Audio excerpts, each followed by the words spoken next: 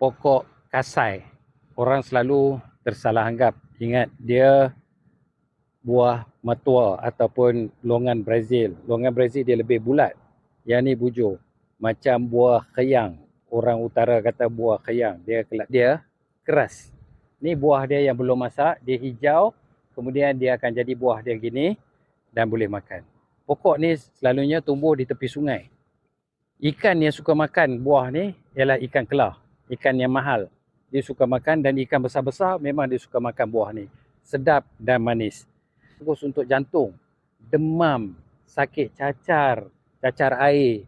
Juga mengandungi omega 3 dan omega 6.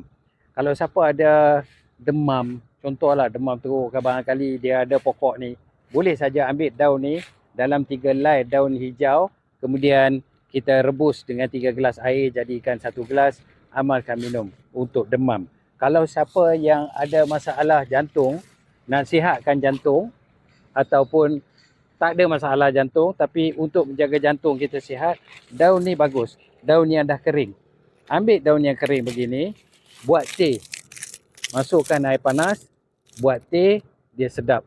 Dan kita boleh minum. Dia kulit dia keras. Kulit dia keras. Ini isi dia. Isi ni sedap.